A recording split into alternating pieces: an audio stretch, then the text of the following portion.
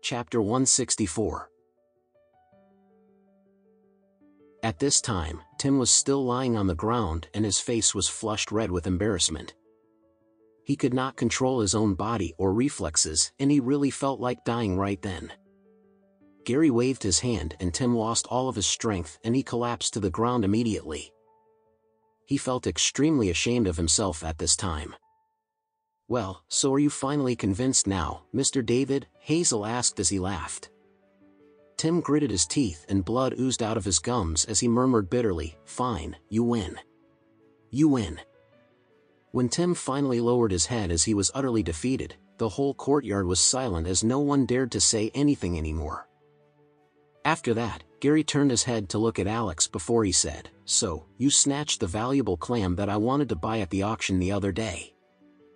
Since you've already witnessed my skills and magical abilities today, do you still dare to be so arrogant now?"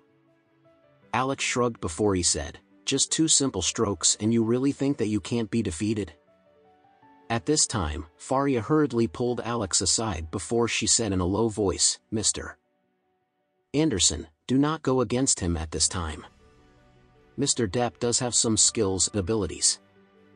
Do not lose your life just because of your pride and dignity." Gary sneered before he said, "You're still so young and ignorant. Do you really have the courage to compete against me? If you lose, I want you to return the clam to me since it is rightfully mine. I also want you to go down on your knees and apologize to me." Alex smiled before he replied, "Competition? Who do you think you are? Do you really think that you are worthy enough to compete with me?" The expression on everyone's faces turned solemn at this time. This young man was really courageous. Who gave him the guts to speak in that manner to Gary?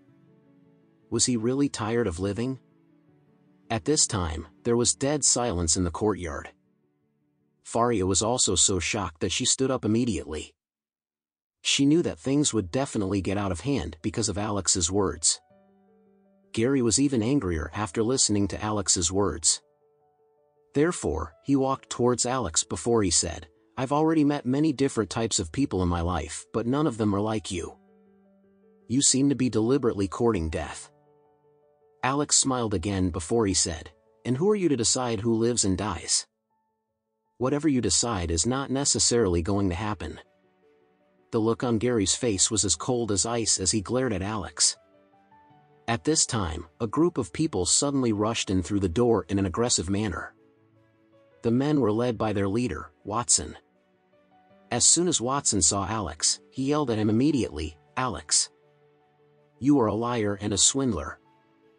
You pretended to be helping the Lane family when you were just trying to deceive my second uncle and cheat the Lane family of our money.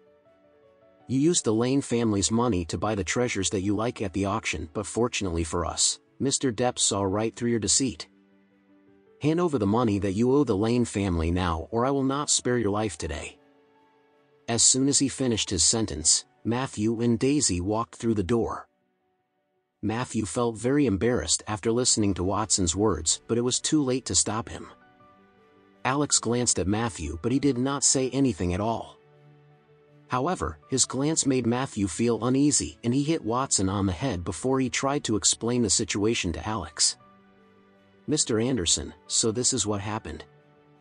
Matthew did not try to hide anything from Alex, but he told him everything from beginning to the end. After listening to Matthew's words, Alex frowned slightly before he asked in a cold manner, "It's just a little more than $100 million anyway. So, if you have any regrets, I can always refund you the money anytime you want." "Oh, Mr. Anderson, please do not say that. Why would I dare to ask you for a refund after everything you have done for my family? I am just here today because I want to meet with the rest of the masters."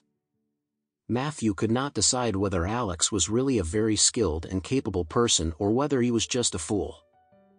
However, since Matthew was a smart man, he did not plan to turn against Alex immediately. Even though he was complimenting Alex, there was a hint of hesitation in his voice. Matthew knew that he would not be able to test Alex's skills on his own.